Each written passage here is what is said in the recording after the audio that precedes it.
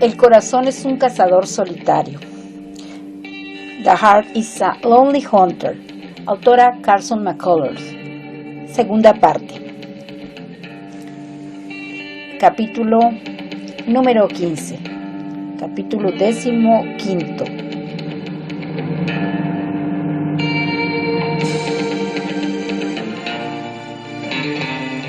Había llegado el momento de que Singer volviera a ver a Antonopoulos.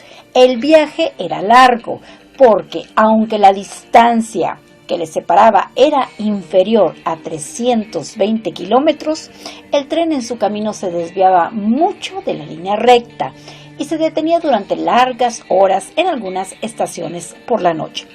Singer saldría de la ciudad por la tarde y viajaría durante toda la noche y las primeras horas de la mañana del día siguiente.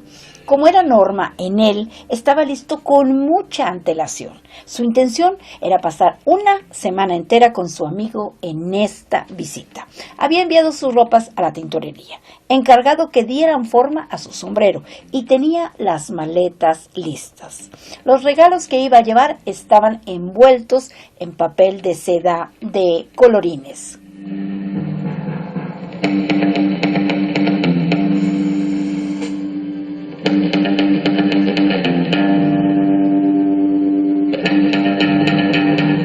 Además, llevaba una lujosa cesta de frutas envuelta en celofán y una caja de fresas tardías. Por la mañana, antes de su marcha, Singer limpió la habitación. En la nevera encontró un pedazo de hígado de ganso y lo sacó al callejón para que se lo comieran los gatos de la vecindad.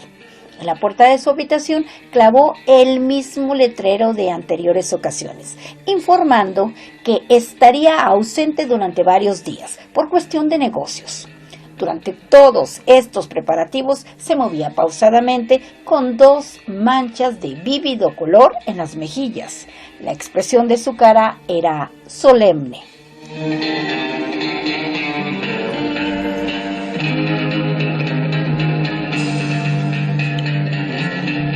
Finalmente, la hora de la partida estaba muy cerca. Se encontraba en el andén, cargado con sus maletas y regalos, y observando cómo el tren rodaba por los rieles de la estación. Pronto estuvo sentado en uno de los vagones de día y acomodó su equipaje en las redes situadas encima de su cabeza. El coche estaba atestado, en su mayor parte con madres acompañadas de sus hijos. Los verdes y afelpados asientos despedían olor a mugre. Las ventanas del coche estaban sucias y por el suelo había desparramado arroz procedente, sin duda, de alguna pareja de recién casados, embarcada en aquel vagón. Singer sonrió cordialmente a sus compañeros de viaje y se recostó en el asiento. Cerró los ojos. Sus pestañas formaban un borde curvado y oscuro sobre las mejillas. Su mano derecha se movía nerviosamente dentro del bolsillo.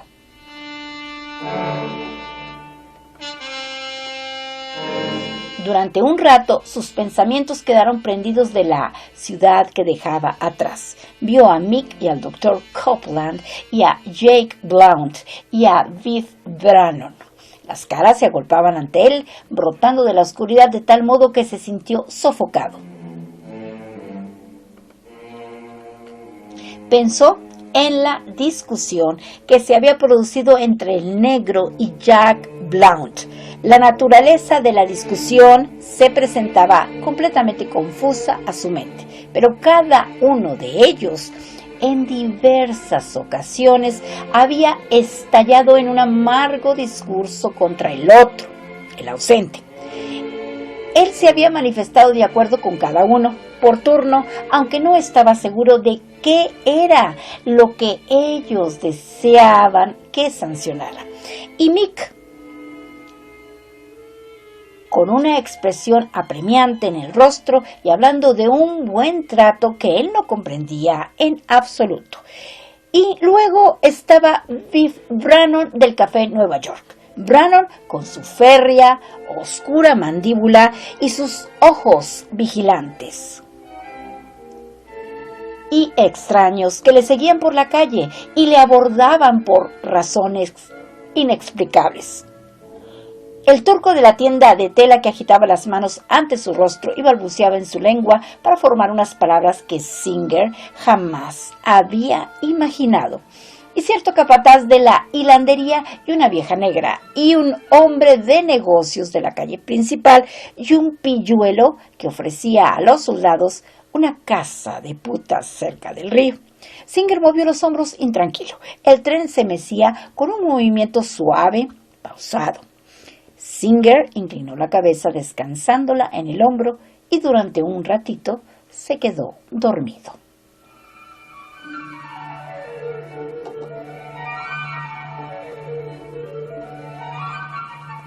Cuando abrió nuevamente los ojos, la ciudad estaba muy atrás y la olvidó. Al otro lado de la sucia ventana desfilaba un brillante paisaje veraniego. El sol caía con intensos rayos coloreados de bronce sobre los verdes campos de algodón nuevo.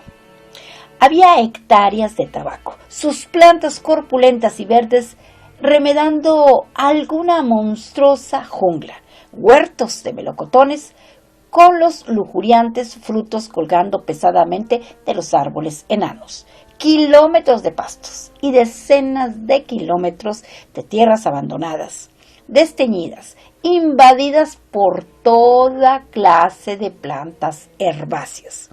El tren se abría camino a través de oscuros pinares, donde el terreno aparecía cubierto de las resbaladizas agujas color castaño y las copas de los árboles se enfilaban altas y vírgenes hacia el cielo.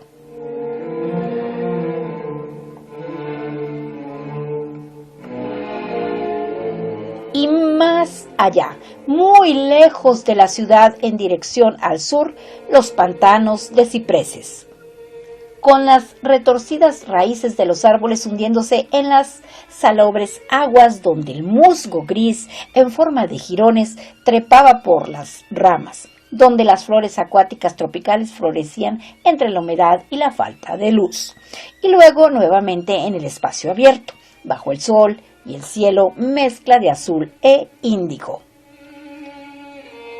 Singer se sentaba solemne y tímido, su cara totalmente vuelta hacia la ventanilla. Las grandes extensiones de espacio y el duro elemental colorido casi le cegaban. Aquella caleidoscópica variedad de escenario, aquella abundancia de vegetación y color, parecían en cierto modo relacionados con su amigo. Sus pensamientos fueron a parar a Antonopoulos. La dicha de su próxima reunión le dejaba casi sofocado. Se pellizcó la nariz y respiró con rápidos y breves jadeos a través de la boca ligeramente abierta.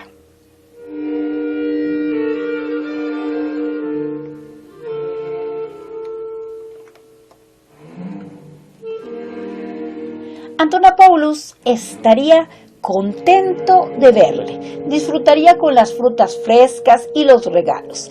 A estas alturas estaría ya fuera de la enfermería y podrían salir al cine y luego al hotel en que habían comido en su primera visita. Singer le había escrito muchas cartas a Antonopoulos, pero no las había echado al correo. Se dedicó completamente a pensar en su amigo. El medio año transcurrido desde la última vez que estuviera con él no le parecía un lapso de tiempo ni largo ni corto. Detrás de cada despertar había estado siempre su amigo, y esta inconsciente comunión con Antonopoulos había crecido y cambiado como si estuvieran juntos en carne y hueso. A veces pensaba en Antonopoulos con temor y autodegradación, a veces con orgullo, pero siempre con un amor no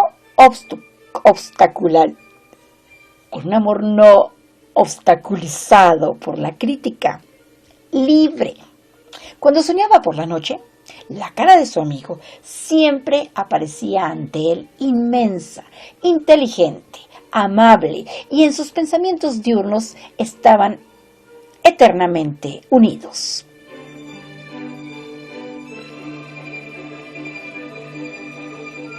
El veraniego atardecer llegó lentamente. El sol se hundió tras una recortada línea de árboles en la lejanía y el cielo se tornó pálido. El crepúsculo era lánguido y suave. Había una luna llena, muy blanca, y sobre el horizonte se cernían nubes bajas púrpura.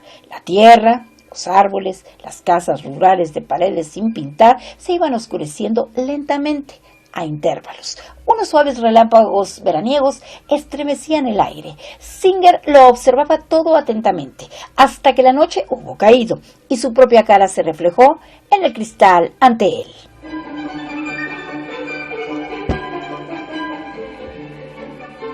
Los niños andaban vacilantes por el pasillo del vagón con goteantes vasos de papel llenos de agua.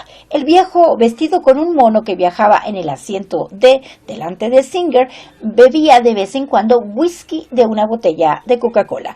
Entre trago y trago tapaba cuidadosamente la botella con un tapón de papel. A la derecha, una niñita se pasaba por el cabello un pegajoso pirulí rojo.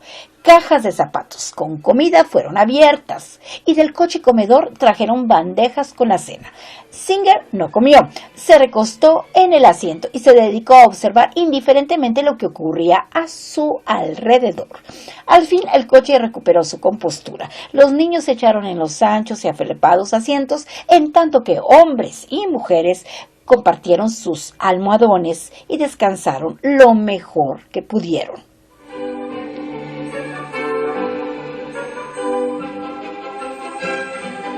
Singer no durmió.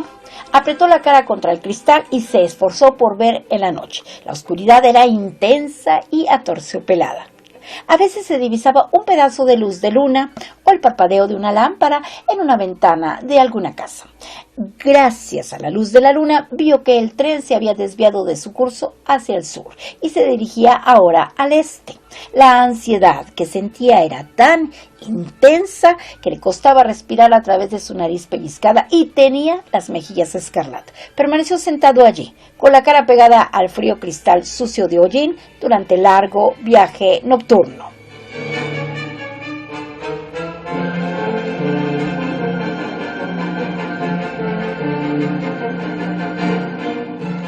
El tren llegó con más de una hora de retraso y la fresca y brillante mañana estival estaba bastante avanzada cuando entraron en la estación. Singer se dirigió inmediatamente al hotel, un hotel muy bueno donde había hecho reserva anticipadamente. Desempaquetó sus cosas y colocó los regalos que había traído para Antonopoulos sobre la cama. Del menú que le trajo el Botones, seleccionó un lujoso desayuno: pescado asado, maíz molido, torrijas y café solo. Después del desayuno, descansó ante el ventilador eléctrico en ropa interior. A mediodía empezó a vestirse, se bañó y se afeitó. Se cambió la ropa interior y vistió su mejor traje de algodón. A las 3 se abría el hospital a las visitas. Era martes, 18 de julio.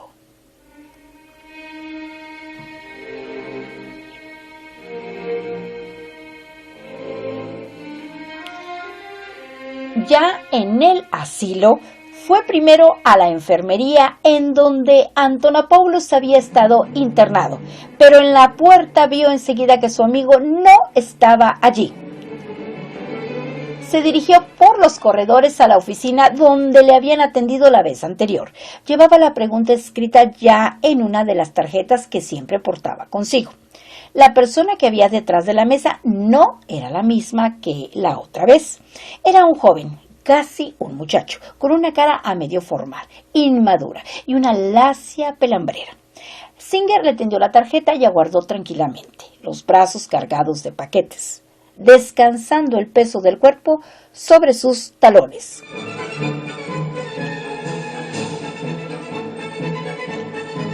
El jovencito meneó la cabeza negativamente. Se inclinó sobre la mesa y garabateó con mano poco firme en un pedazo de papel.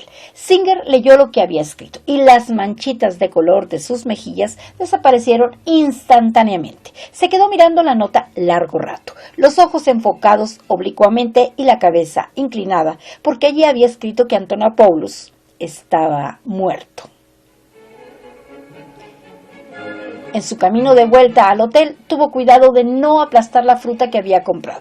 Llevó los paquetes a su habitación y luego bajó a pasear por el vestíbulo. Detrás de una palmera plantada en un tiesto había una máquina tragaperras. Metió una moneda de 5 centavos, pero cuando trató de tirar de la palanca, descubrió que la máquina estaba atascada. Armó un gran jaleo por este incidente.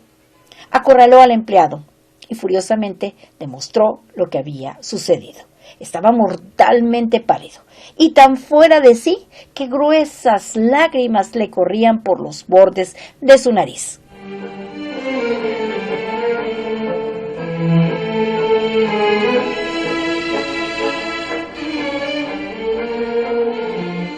Agitaba las manos e incluso en una ocasión golpeó con su largo, estrecho y elegantemente calzado pie contra la felpada alfombra. Tampoco quedó satisfecho cuando le devolvieron su moneda, sino que insistió en pagar la cuenta y marcharse inmediatamente. Empaquetó sus cosas y tuvo que esforzarse mucho por cerrar la maleta, porque además de los artículos que había traído consigo, se llevaba 3 toallas, 2 pastillas de jabón, una pluma y tintero, un rollo de papel higiénico y una sagrada Biblia. Pagó la cuenta y se dirigió caminando a la estación a dejar sus cosas en la consigna. El tren no salía hasta las 9 de la noche y le quedaba mucho tiempo por llenar. La ciudad era más pequeña que aquella en la que él vivía. Las calles comerciales se cruzaban. Las tiendas tenían aspecto campestre. Había arneses y sacos de forraje en la mitad de los escaparates. Singer anduvo indiferentemente por las aceras. Tenía la garganta hinchada y aunque quería tragar saliva era incapaz de hacerlo. Para aliviar aquella extraña sensación, tomó una bebida en uno de los drugstores. Gastó algo de tiempo en la barbería y compró chucherías en una tienda de todo a 10 centavos. No miraba a nadie directamente a la cara y la cabeza le caía hacia un costado, como la de un animal enfermo.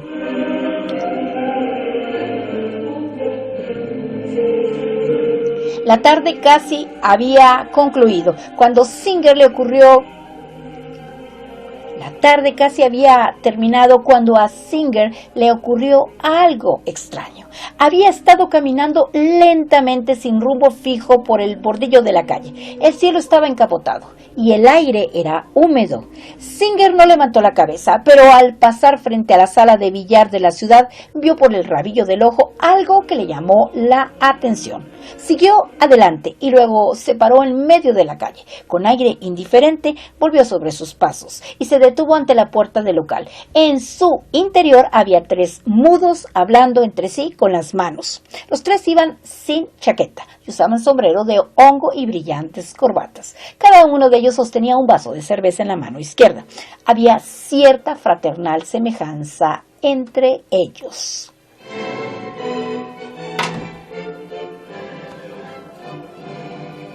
Singer entró. Por un momento tuvo dificultad en sacarse la mano del bolsillo. Luego, torpemente, formó una palabra de saludo. Le dieron una palmada en la espalda. Se pidió una bebida fría. Le rodearon y los dedos de sus manos se dispararon como pistones haciéndole preguntas. Le dijo su nombre y el de la ciudad de donde venía. Después no se le ocurrió nada más que decir de sí mismo. Preguntó si conocían a Spyros Antonopoulos. No le conocían. Singer se quedó con las manos colgando. Tenía la cabeza aún inclinada hacia un lado y la mirada oblicua. Aparecía tan indiferente y frío que los 3 mudos de los sombreros hongos le miraron con extrañeza.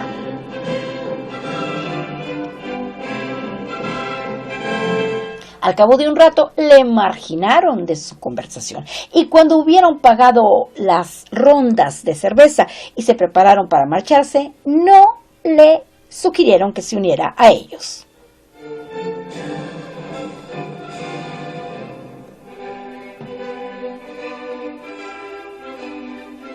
Aunque Singer había estado perdiendo el tiempo por las calles durante mediodía, estuvo a punto de perder el tren.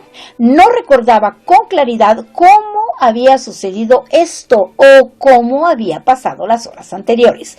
Llegó a la estación 2 minutos antes de la salida del tren y apenas tuvo tiempo de acarrear su equipaje a bordo y encontrar un asiento. El coche que había elegido estaba casi vacío. Cuando estuvo instalado, abrió la caja de fresas y las fue eligiendo con afectado cuidado.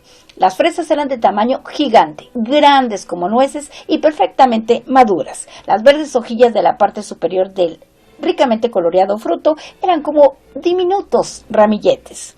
Singer se metió una fresa en la boca y aunque el jugo era muy dulce y suculento, podía percibirse en el fruto un sutil aroma de descomposición.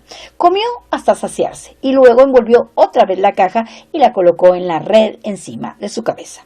A medianoche bajó la cortinilla de la ventana y se echó completamente en el asiento. Estaba enrollado como una bola, la chaqueta cubriéndole la cara y la cabeza. En esta posición yació en una especie de soñoliento sopor durante 12 horas. El revisor tuvo que sacudirlo a la llegada.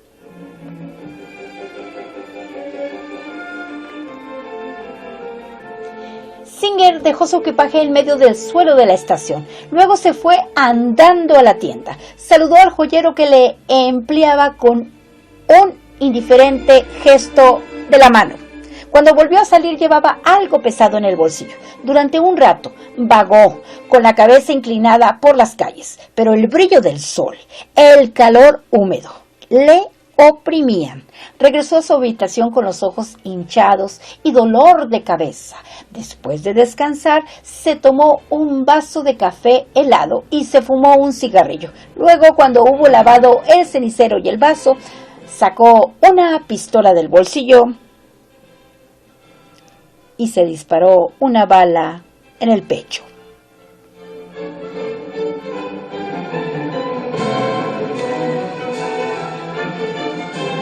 Aquí termina el capítulo 15, es decir, el capítulo número 15 de la segunda parte del libro que se titula El corazón es un cazador solitario. The Heart is a Lonely Hunter, cuya autora es Carson McCullers. Es la 1:45 p.m, es decir que solo faltan 15 minutos para que sean las 2 p.m. y hoy es un lindo día, lunes 18 de octubre del 2021.